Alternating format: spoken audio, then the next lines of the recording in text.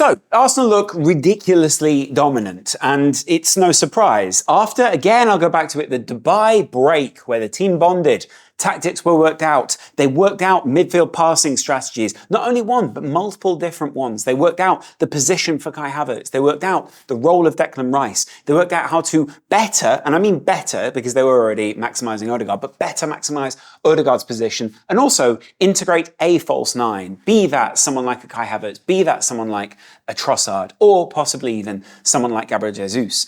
As Arsenal step into the next couple of days, which obviously involves the Champions League, and the next couple of weeks, which obviously involve some big games, you've got to admit, this team are now rolling, and they're limiting teams to virtually no opportunities. After big results against Liverpool, after big results against someone like Burnley, after big results against Man City much earlier in the season, what they're showing is not only the opportunity to go forward and, maximise a front line with Martinelli and Saka, both massively benefiting from that, but also someone like Trossard, they're also showing they can just limit you to virtually zero. They kept Burnley to 0.26 goals, unexpected goals today, whilst also maximising the amount that they could have. What I loved about the performance, by the way, was everyone always talks about the Arsenal box. What they did against Liverpool and executed against Liverpool dominated that midfield. But they knew that against Burnley, they were just going to be able to pass them around, stretch them at the back, and essentially, without the Zinchenko that they thought was so innovative last year, dropping into the midfield area,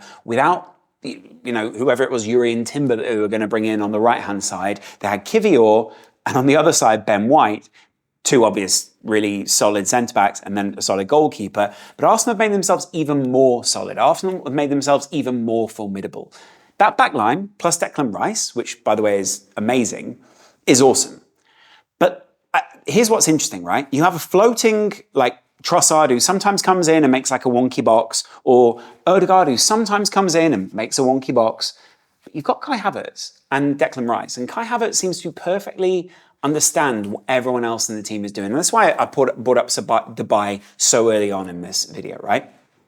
They went away and they knew that there were issues with people just exploiting the midfield movement and being able to just pass their way through it. They've been exploited by Liverpool a number of times through the middle in the FA Cup game, and that's where Liverpool were getting a lot of joy there and out on Liverpool's left. But then also on the right, there were just so many times where you thought, okay, there's clearly not enough cover in this side to keep out certain teams, even though defensively, Arsenal should be really solid.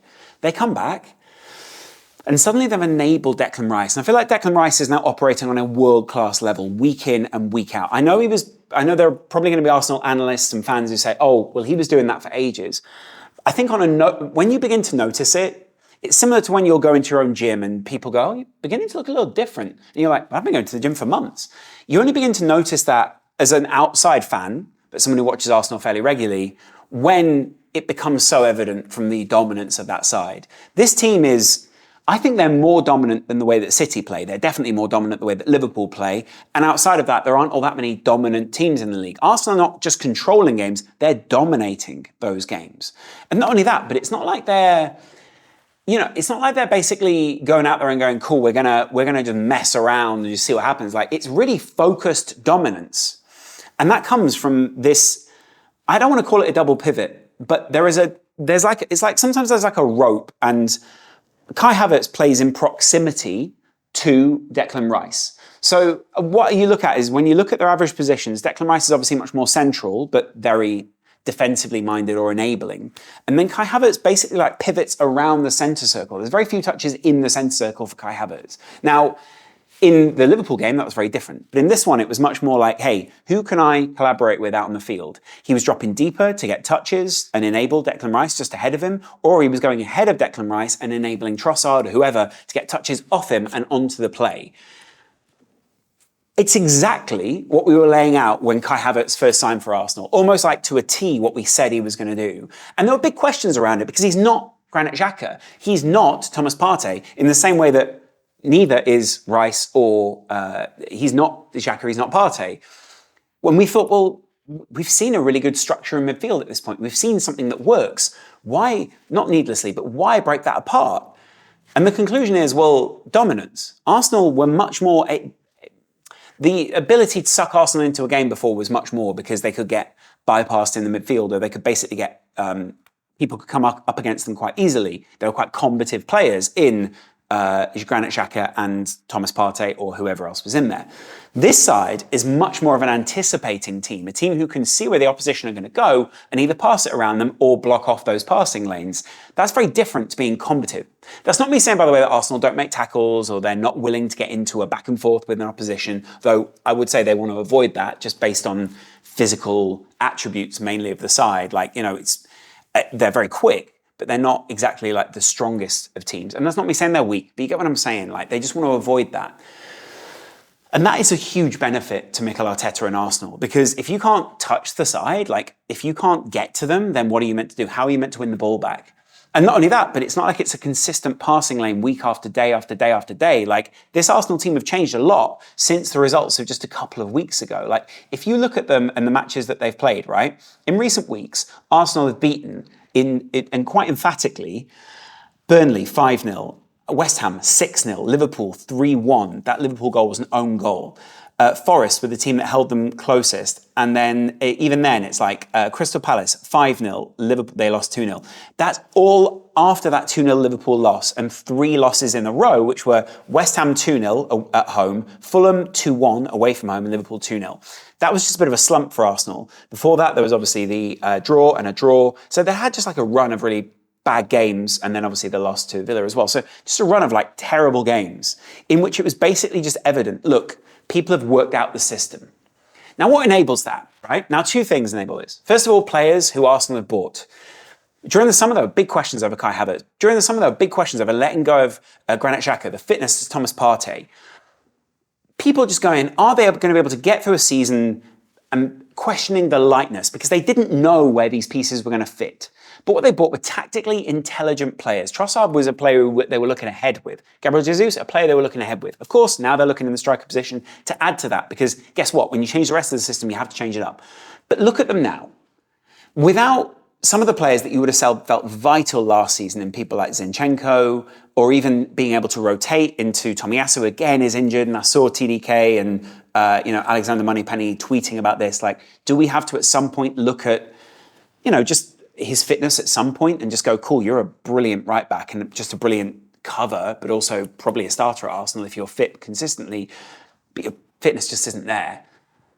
They've done this with Ben White and Zip Kivior at the back.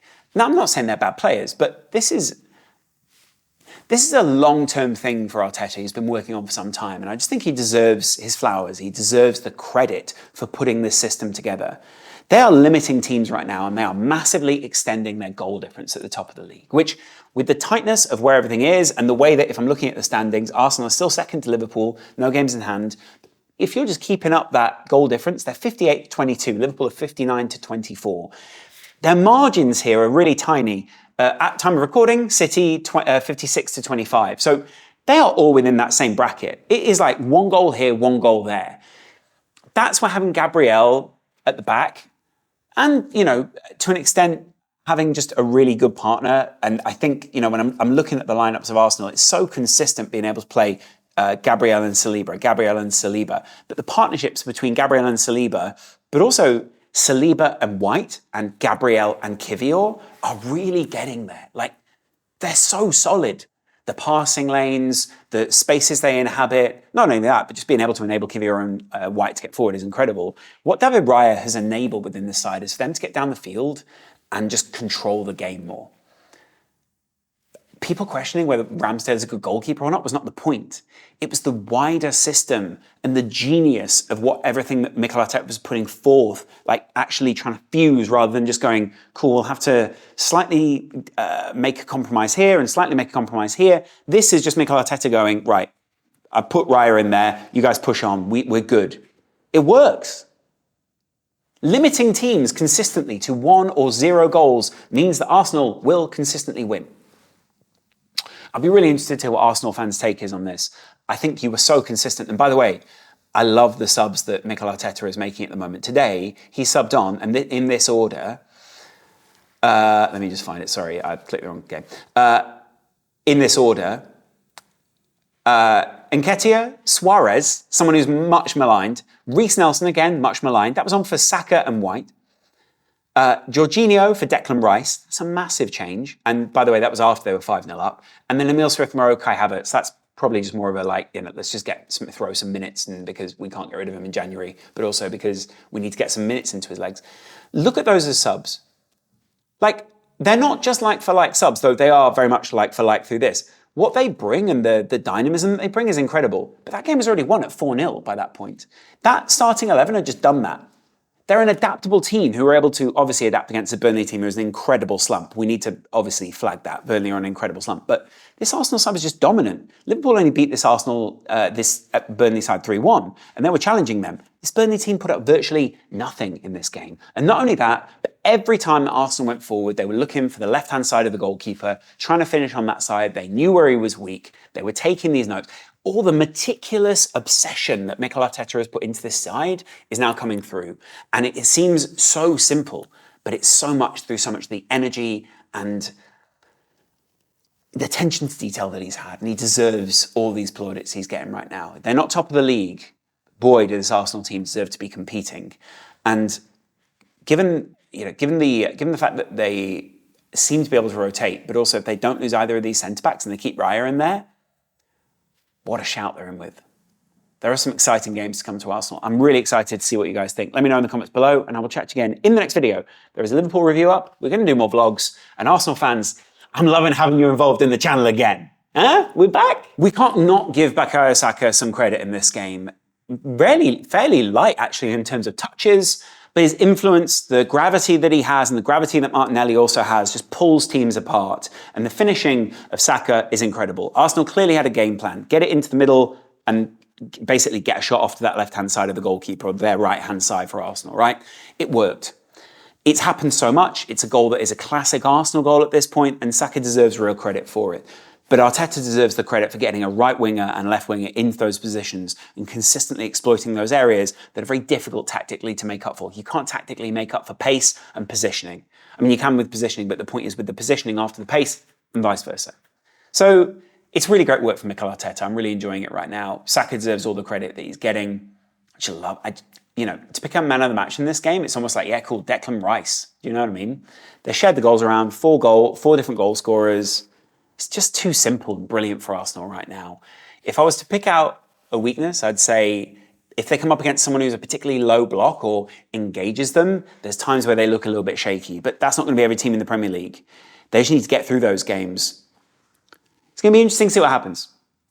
I've pushed them and tipped them for the Champions League this season, but I'll be interested to see what you guys think. What do you think they do against Porto this week? Let me know in the comments below. There'll be a vlog about it this week. I've got a big thing about Mbappe coming. You don't need him, but big thing about Mbappe coming. I'll chat to you in a while.